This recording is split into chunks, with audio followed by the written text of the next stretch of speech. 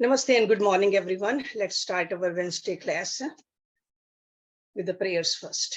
Om Guru Brahma, Guru Vishnu, Guru Devo Maheshwara, Guru Sakshat Parbrahma, Tasmai Shri Guruve Namaha. Om Bhurbhava Swaha Tatsavitravare Bhargo Devasya Dhimahi Dhiyo Yo Naha Prachodayat Asto Ma Sadgamya Tamso Ma Jyotirgamya Mrityorma Amritam Gamya Om Sehna Bhavatu Sehna Bhunaktu Seviryam Karvahvai Tejasvi Navadhitamastu Ma Vidvishavai Om Shanti Shanti Shanti Om. We study Bhagavad Gita, we study Upanishads, we study other epics also. We learn from Rishi Patanjali also. And our human mind likes to divide. My religion, your religion. My guru, your guru. My path, your path. But when we go deeper into any philosophy, any path, we see more similarities than differences. And this is what I want you to pay attention today when I talk about the four noble truths of Buddha. How similar they are to Bhagavad Gita, how similar they are to our Upanishads, or even Ramayana, or Yogadarshan, or any other scripture which we study. So bottom line is there's no difference between Hinduism and Buddhism. Okay, we all know Buddha was a Hindu first, and he is not the one who created this term Buddhism. But let's look into these four noble truths of Buddha, and then you decide. And what are these four noble truths? I'm sure you're all familiar with these. Life has inevitable suffering. Didn't Guru Nanak Dev Ji say the same thing? Nanak dukhiya sab sansar. So life has inevitable suffering. The second truth is there is a cause to our suffering. Number three, there could be an end to suffering. And number four is the end to suffering is contained in eightfold path. So that means in order to end the suffering, you have to walk on the path too. You have to do the sadhana. So the disciples of Buddha, they say there are four noble truths which are the foundation of the Buddha's teachings. Foundation. These four deceptively simple insights are in fact so profound. You can spend a lifetime understanding just one of them.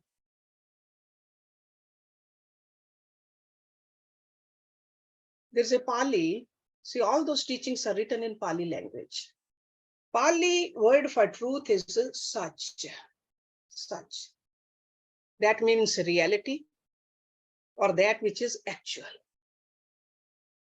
So the four noble truths are not philosophical claims to believe in or accept. Rather, the Buddha taught them as the scientific truths. So they are the truths. That's why they're called noble truths. See, just like a truth of gravity. That's not a belief, that's a truth. Laws of thermodynamics. That's a truth. So the four noble truths represent objectives, fundamental aspects of reality the Buddha related when he awoke.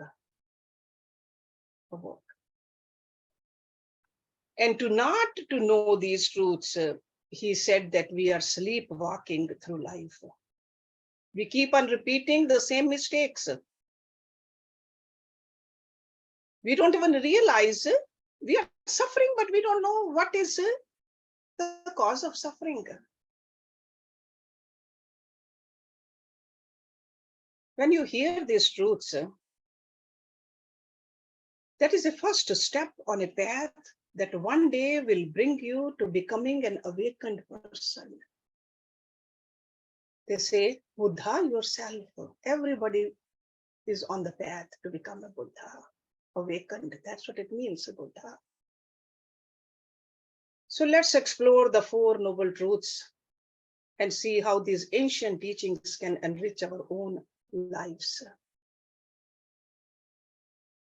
in today's world. The first noble truth, the Sanskrit word for that is, or the Pali word for that is, dukkha. Dukkha. Life is full of dukkha. Now, what is dukkha? Most people translate this word as suffering, but this is only partly right. And it can be very misleading. Because suffering is a very strong English word.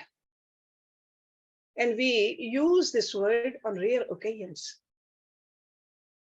Normally, we say that we have had a stressful day at work, or we are angry for losing our phone, for instance. Or we say that we regret not talking to someone we love at the proper time or with a proper tone of voice. We regret. Life is full of such unpleasant experiences, but to call them suffering is a bit of an exaggeration. Buddha meant just such things with dukkha. But he also meant a lot more than that. For example, losing your car keys is dukkha, but also losing your loved one. That's a dukkha too. Regretting your choice for lunch is dukkha, but regretting 30 years of a bad marriage is also a dukkha. Hitting your toe is dukkha. But if a person goes through lifelong trauma, that's a dukkha too. The point is, dukkha can be translated as a suffering, but also as a dissatisfaction, discomfort, stress, unpleasantness. All these things are dukkha. But dukkha is none of them. Dukkha is a much deeper word than any English translation can relate. It is a word used in Buddhism to denote a profound reality of life. So when he said it's a dukkha, that is a lot deeper. It's a philosophical term, according to him, that we never really get what we want. And even if we get what we want, we always end up losing it one day. This is the first noble truth of Buddhism. But not only unpleasant things are dukkha, the Buddha tells his disciples that even pleasure, material, or even religious, that could be dukkha too. In fact, Rishi Patanjali said the same thing, that for a yogi, even a sukh is a dukkha.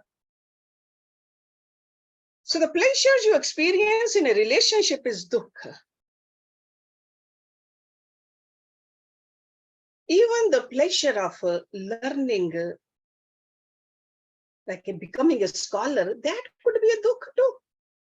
Why? Because none of these things ever lasts. Think about it. There's always an end. If it's in the physical realm, material realm, it will always end. When it ends, there's a dukkha. So whatever happiness and pleasure you attain in life, whether material or religious, it will one day all be gone. And when it's gone, it will leave you with the pain of being separated from it. So all the happiness and pleasure you will find in this world contains the beej of dukh, the seed of dukh within it. And you will experience a dukh, if not now, then later. So this is not an opinion, but a reality of life. You see, the first noble truth of Buddhism is much deeper and darker than most people realize. That's why I was saying that it takes a lifetime to really understand the implications of these truths. Small word, but a big meaning. It says not only that there is unhappiness in life, it says that even when what we believe is happiness is only, listen to this, a delayed form of unhappiness. Pleasure is only the mask of pain. Achievement only the mask of disappointment. Happiness, the mask of dukkha. Now here you may say, wait a minute, sure, happiness always comes and goes, but so does unhappiness.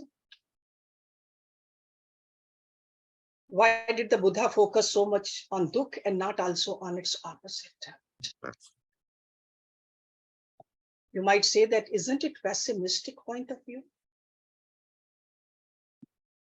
To this, I would say just be patient, listen to the other truths also. This is only the first noble truth.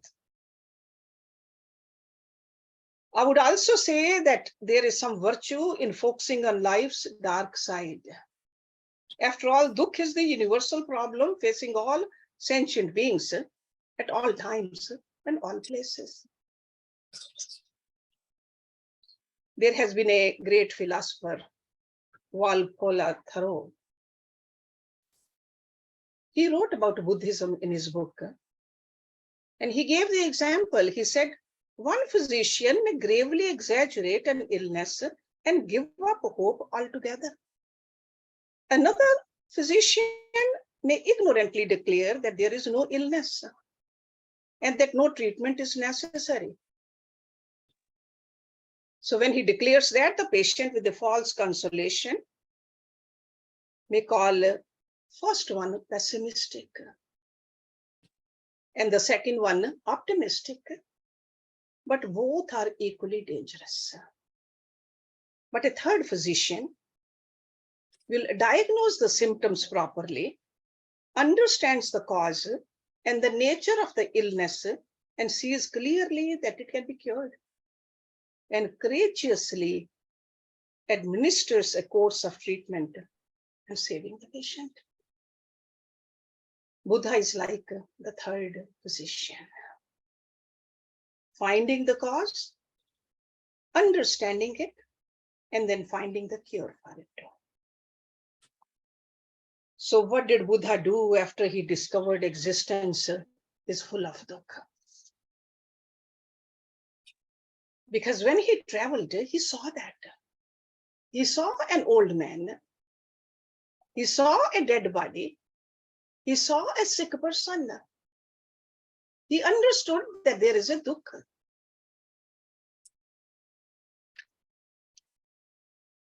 After all, if everywhere you turn, there's only dukkha and more dukkha, what point is there in anything?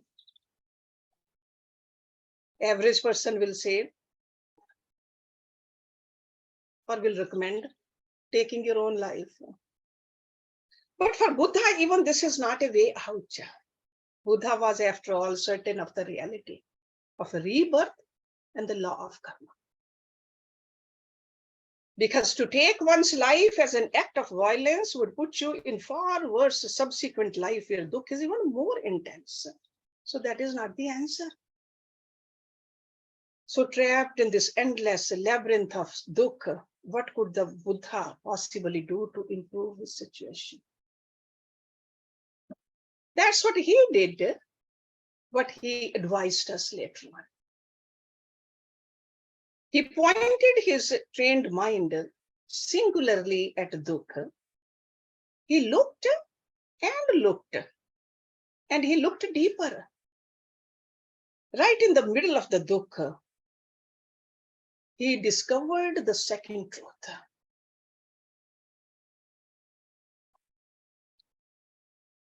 Thirst.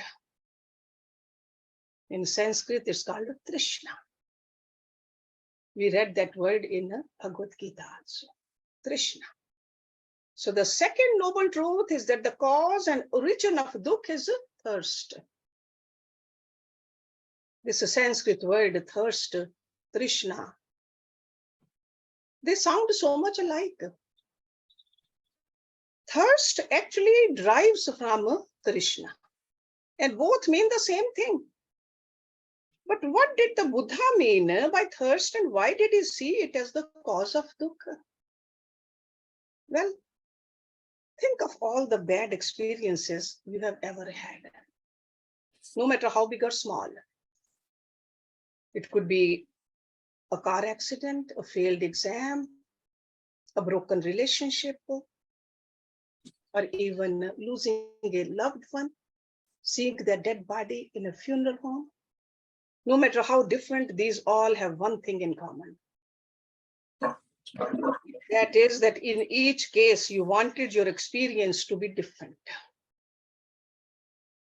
from what it actually was. We don't want loved one to die. We don't want to run into an accident. We don't want our relationships to break. This is the thirst, the fundamental desire for reality to be different than it is. That is Trishna. Now pay attention. It is not the thirst for the wrong things, but thirst itself that creates dukkha. Thirst itself. A monk thirsts for enlightenment. A lover for his beloved. A woman for a child. Or a businessman for more profit. One man thirsts out of love, another out of hatred. These details don't matter. Thirst is the cause of dukkha. Thirst is always the origin of dukkha. Whatever we thirst for brings us dukkha because we do not have it. Something we don't have, we thirst for it. Even if we get what we want, it is never as good as we imagined it to be. Even if what we attain is as good as we imagined, even if it's better, still it never lasts. The roads of desire are many and winding. They all lead to the gates of dukkha. That's why Lord Krishna in Bhagavad Gita said, 3 gateways to hell. The first one is Kama. That's the desires. And it gets even worse. Thirst is an addiction. When our desires bring us dissatisfaction, we don't give up on them. On the contrary, if we feel that only desiring and attaining yet other thing, we want to keep on replacing. We think we can have a lasting happiness in the worldly pleasures. Of course, this never happens.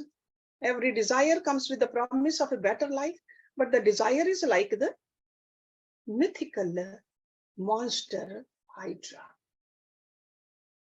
And what is that? It's like a snake. I'm sure you have seen in the movies or in the storybooks. It's a snake, you cut off one of its heads, 2 more spring in its place. Thirst is like that. Every desire is the fuel for yet more desire until we are all aflame in the fire of dukkha.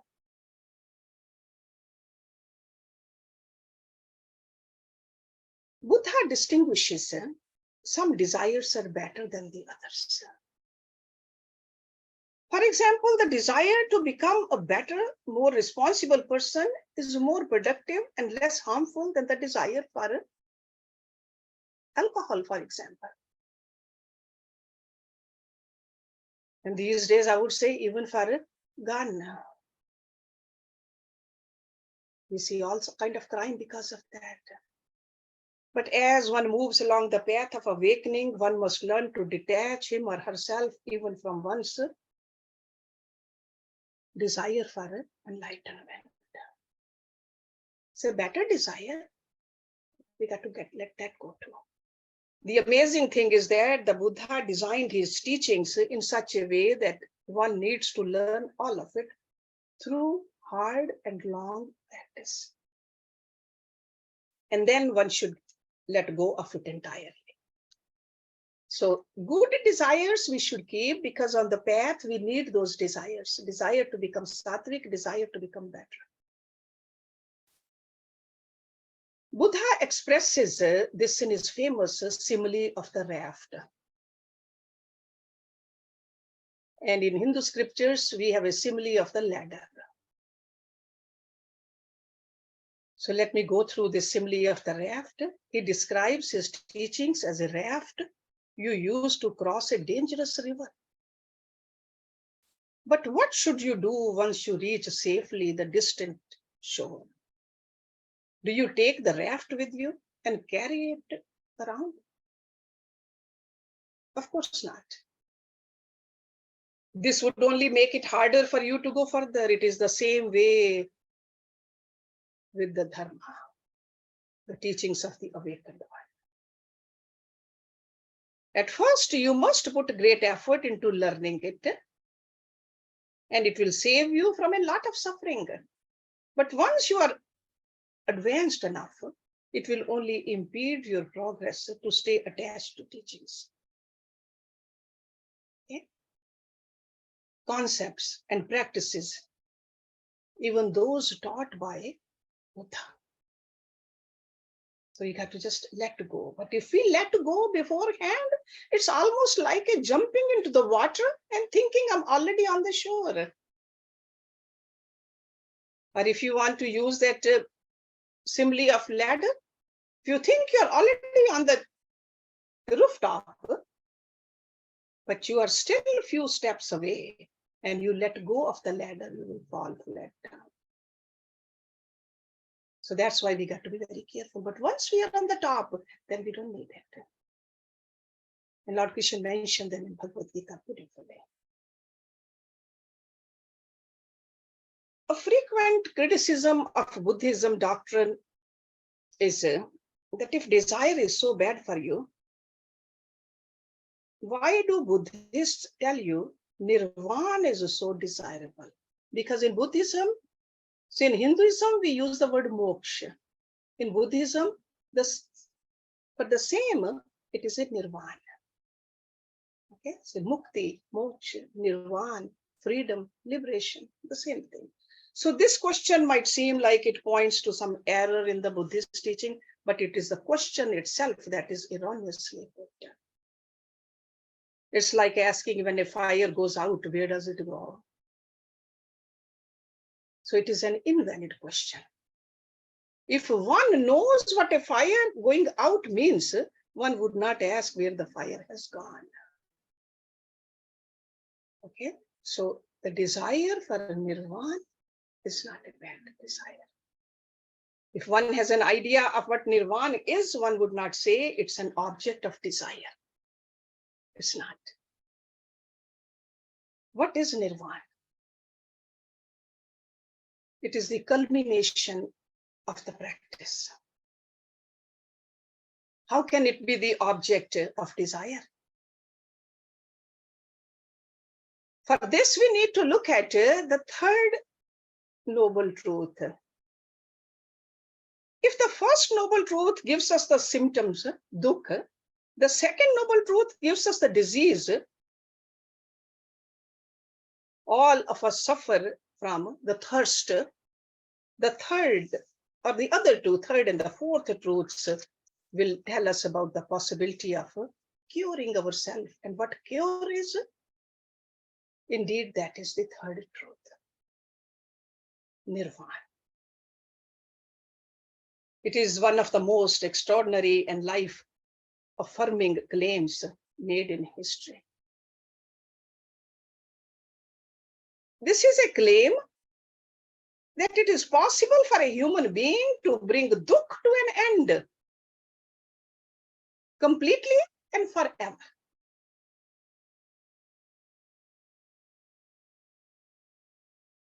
And this comes from Buddha's direct experience. After his awakening under the Bodhi tree, that's where there and then he discovered a reality free from all thirst and all dukkha. This was not a concept or an abstract idea. It was in fact something even more real than what we are used to calling real in our daily life. Because whatever we call real, it keeps on changing. That's not real. So by definition, the real has to be there in the past, present, and future.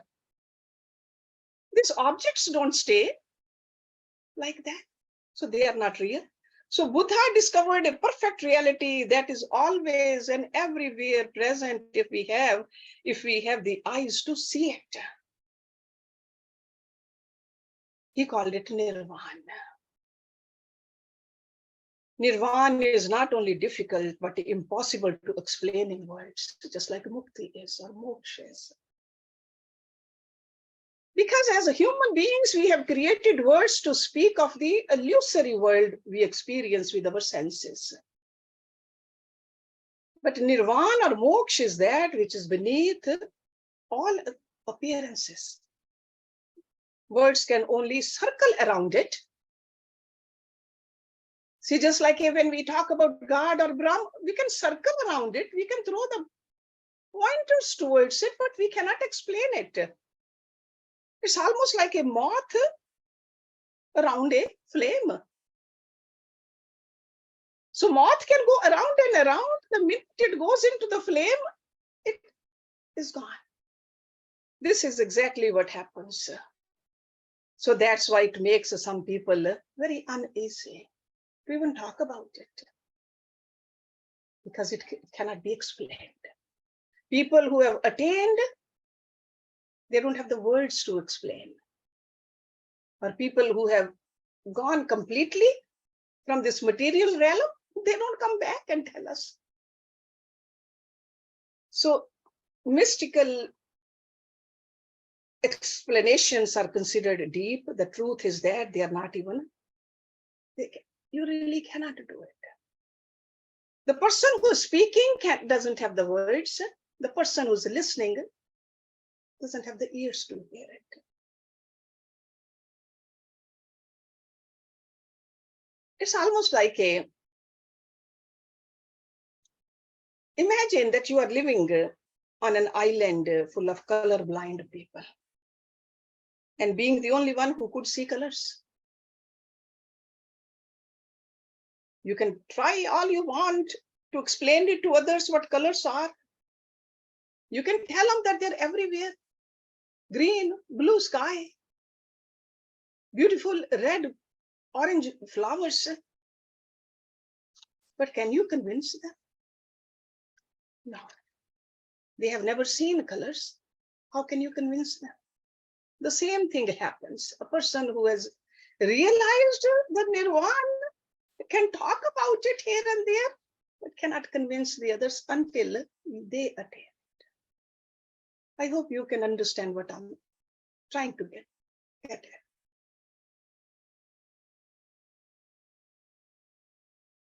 The literal meaning of the Sanskrit word nirvana is to extinguish, actually.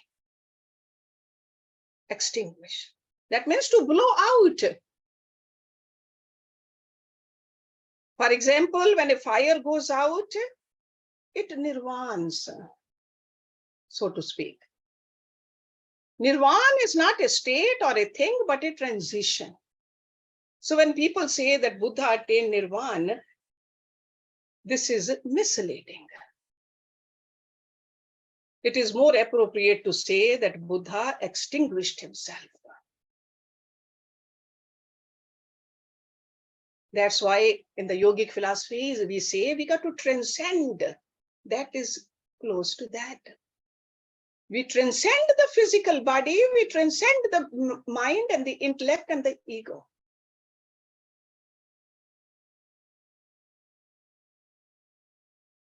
We can say that Buddha nirvaned. But what exactly gets extinguished during nirvana? You can talk all you want to about it. There could be a long answer, there could be a short answer, but the short answer is more appropriate here, that nirvana is the extinguishing of thirst. Thirst. So there's a dukkha, then there's a trishna. Nirvana is the extinction of the trishna. All likes and dislikes, all desires and attachment, all hatred, greed and delusion, all sense of being a separate self. That's what we have to extinguish. These flames which turn our lives into a living hell should all go out. Then it's nirvana. So you see, it is nonsensical to say nirvana is something you desire. Nirvana, by definition, is the end of all the desires. So if you desire nirvana, you are desiring a false idea in your imagination of what nirvana is like. So this too is something you must let go if you want your dukkha to end. In fact, even the desire to be free of dukkha must end if you wish dukkha to end. So I know the deeper we get into it, the more inadequate words become. This perhaps makes nirvana sounds like some supernatural, extraordinary state only meditation masters can enter. But I just wanted to let you know that, that nirvana is the third noble truth. And nirvana is not the result of anything. If it would be a result, then it would be an effect produced by a cause. Nirvana is neither cause nor effect. It is beyond cause and effect. Truth is, nirvana is. Truth is not a result, nor an effect. It's not produced like a mystic, spiritual, mental state. The only thing you can do is to see it, to realize it. And there's a path leading to this. And again, remember, nirvana is not the result of this path. You may get to the mountain along a path, but the mountain is not the result, not an effect of the path. It's almost like you may see a light, but the light is not the result of your eyesight. So nirvana is a noble truth. It is a fundamental element of our reality. That's why this is a reality for all of us. When we live in ignorance, nirvana sounds strange. But once we have removed the ignorance, we can understand it properly. That's why Rishi Patanjali also said, the original problem is, the first problem is avidya. That is a root cause. Okay, avidya.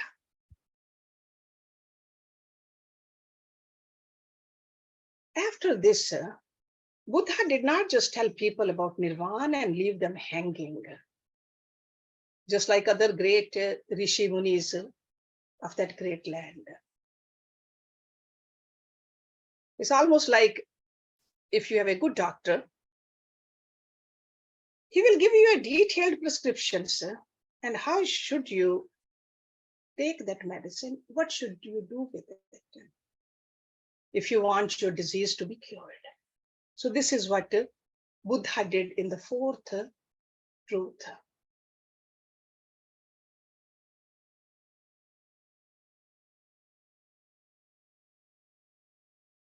We don't know whether Buddha really gave this whole set or not. Maybe the early disciples, they memorized and organized these teachings into a system, and they started calling the path. So this path is the fourth truth. And this path has the 8 major components. That's why the fourth truth is called the Noble Eightfold Path. It is the path exactly that is the final noble truth. Let me just give you the 8 steps to it. The first one is the right view, right intention, right speech, right action, right livelihood, right effort, right mindfulness, and right concentration. So right view means having the wisdom to see through the deluded words and actions of yourself and others. That's a right view. Because if you're deluded, if you're ignorant, you need the knowledge to see it right. As today, so to all the times, sometimes cultures, they just make it,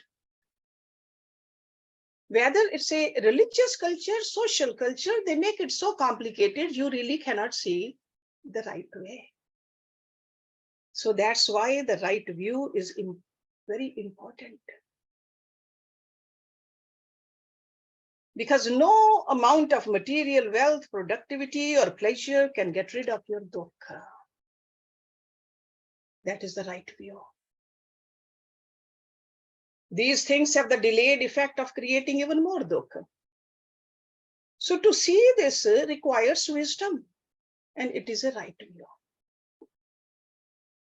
And this is what Buddha taught. Then once you see things as they are, you need to have the right intentions, the way you speak. So right intention, right speech, and then act you must, that has to be right. And live. You got to have a proper calibration to lead you out of this labyrinth of thirst and dukkha. And then you arrive at the final 3 branches of the path, which are a bit more technical. Right effort, right mindfulness, and right concentration. These are very vital components of transforming our perception of reality. And you can call it a practice of meditation if you want to. We need to train and transform our mind in order to grasp the deeper teachings like this. And that's what that effort is needed. We got to be consciously awake also. We don't want to live a life unconsciously. Buddha tried to heal the minds. That's why he's also called the mind healer. And the meditation was his way of treating the human mind from its infection of ignorance and thirst. Meditation. And in order to reach to those heights of meditation, we got to put significant efforts. We got to develop mindfulness and concentration so as to see through the false beliefs which are clouding our judgments. That is the right effort, right mindfulness and right concentration. So the eightfold noble path, these eight, they do not tell you what to do. Rather, it's a description of what a fully awakened human being is like. Because we see this awakened person doing the right things, speaking the right words, having the right intentions, fully conscious, keeping the goal in mind all the time. And that's why this path gradually transforms you. So all the eight aspects of the path are not sequential. Rather, they all depend on one another. You cannot say that you are going to walk on one and then climb on the other. No.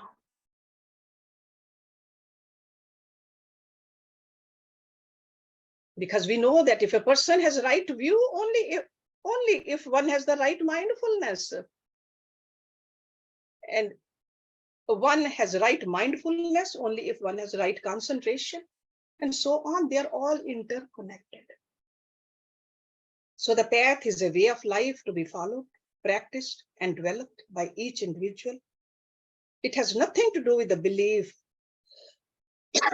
prayer, worship, or even ceremony. It is a path leading to the realization of ultimate reality, to complete freedom, happiness, peace, through moral, spiritual, and intellectual perfection.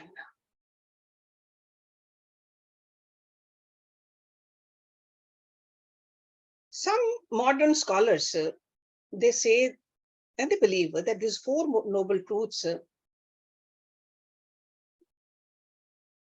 were not taught by the historical Buddha. Maybe they were probably later formulated for some Buddha's disciples who were looking for a memorable summary of his teachings. Whether this is true or not will not bring us any closer to freedom. We don't want to waste time on arguing about it. If we are interested in letting go of the dukkha, or a freedom from dukkha, taking these truths to heart in our everyday lives will definitely be good for us. Good for us. Remember, this Buddha word, this is a Sanskrit word. It means the one who is awakened. And all of us are on this path and we want to be awakened. So once we are awakened, there's no dukkha. Because there's no desire.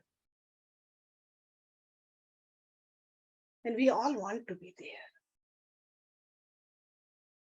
So end of the dukkha. We know that Buddha finally, when he perfected his mind, saw that human existence is a nightmare. And that's why people said he awoke. When we are sleeping, looking at the nightmare, then we want to be awakened. So he awoke. These four noble truths are like words he's whispering into our ears. He wants us to be awakened too. The good news is that the nightmare is only a dream. That's not the reality. It's a dream. What awaits us when we awake is true reality. That's what he's taught. So remember these four noble truths. And again, I would say that these truths are universal. They are taught by other great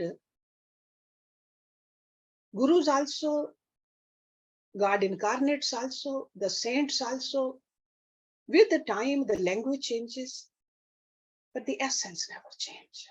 That's why it's called the truth. So I would like to end today's lecture right here. Om Purnamada Purnamidam Purnat Purnamudachyate Purnasya Purnamadaya Purnameva Vishishyate. Om Shanti Shanti Shanti. Thank you very much.